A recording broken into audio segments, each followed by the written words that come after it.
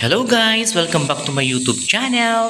For today's videos, bali ang i-share ko po sa inyo ay magre-ribbon po tayo ng ganitong texture na buhok ng ating client for today. Bali sa pag-a-analyze ko po dito is virgin hair na po ang buhok ng ating client.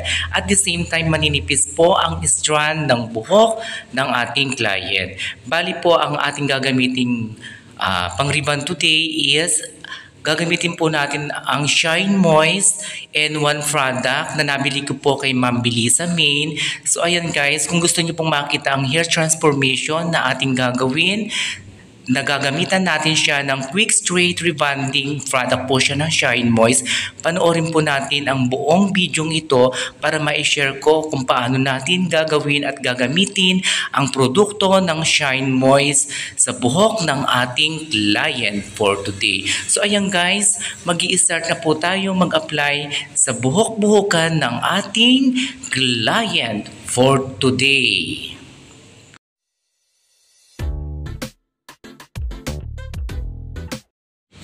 So ayan na nga mga beshi, maglalagay na po tayo ng Rebonder 1 sa buhok ng ating client for today. Bali nag-start po tayo sa may pinaka-nape area.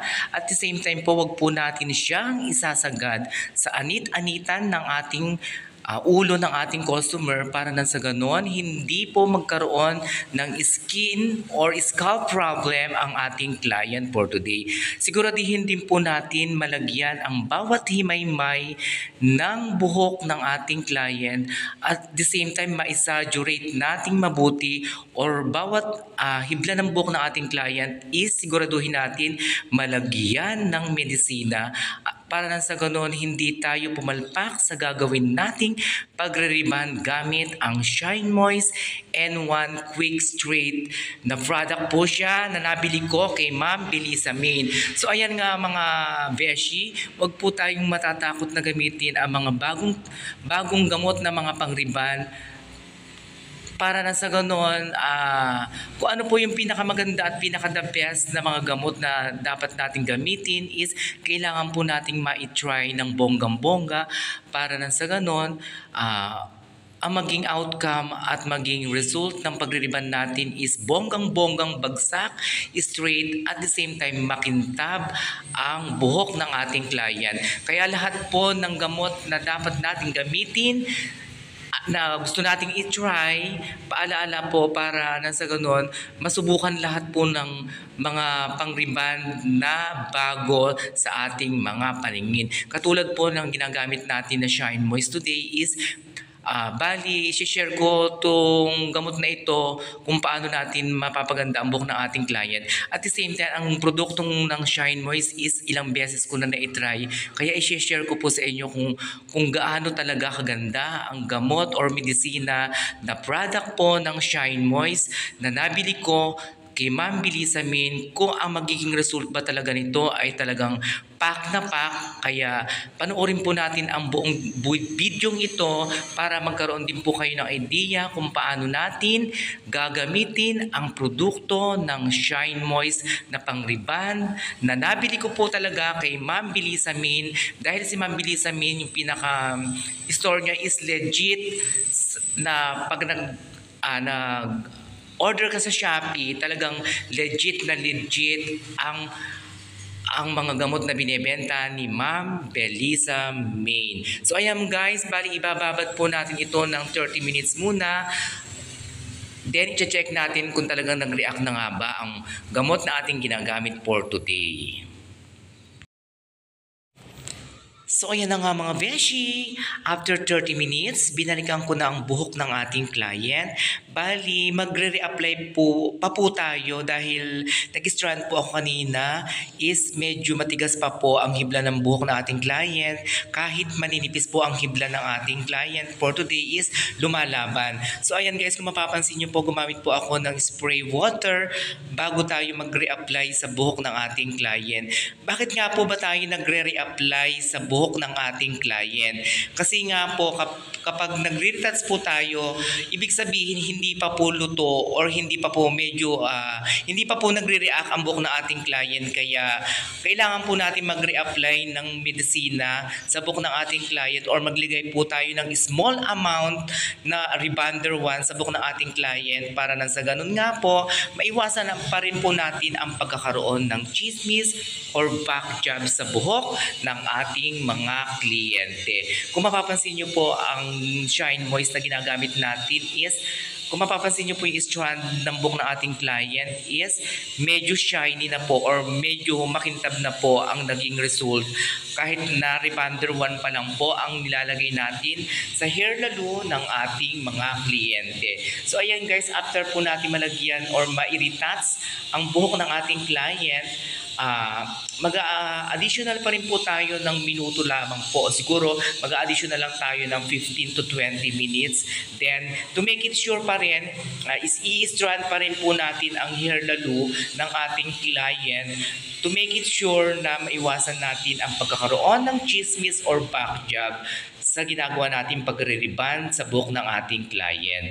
Kaya to make it sure bago tayo mag-reband or mag-kinesulatik, samahan pa rin natin siya ng dasal para nang sa ganun, kapag humahagod tayo ng buhok ng ating client is maganda ang magiging final result dahil dito sa buhok ng ating mga kliyente nakasalalay kung talagang mai-refer tayo o mai-rekomenda ang performance level natin sa pagre-reband sa mga ganitong mga buhok ng ating client.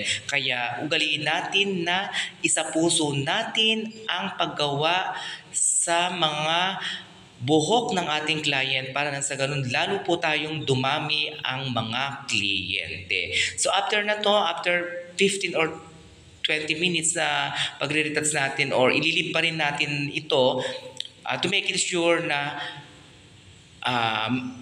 i-strand pa rin natin. Bali, naibabad ko all in all ito ng 45 minutes. Then, nag-strand na po tayo.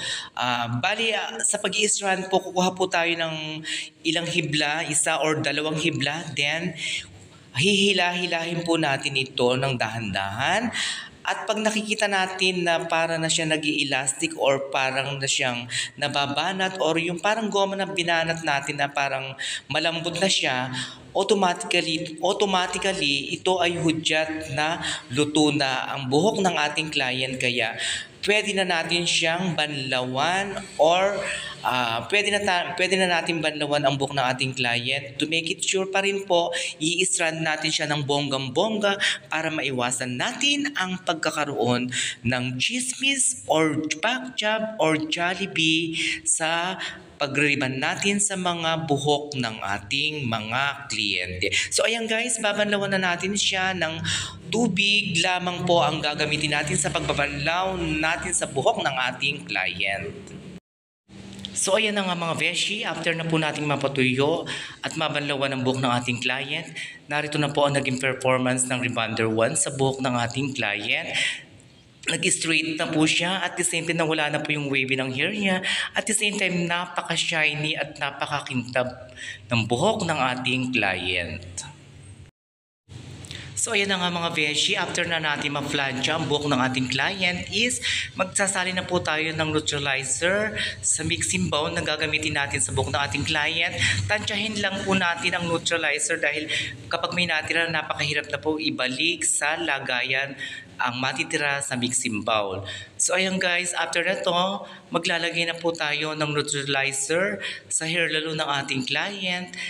Bali, sa paglalagay lahat ng neutralizer sa buhok ng ating client, siguraduhin pa rin natin ma-exaggerate natin ang neutralizer sa buhok ng ating client dahil ito nga po ang pinakapang lock-in sa pagre-reband natin sa buhok ng ating client. Hello mga beshi, bali sinunod ko na rin po ang pag-apply ng hair color sa buhok ng ating client. Bali ang ginamit ko pong hair color dito is gumamit po ako ng product ng Fusion.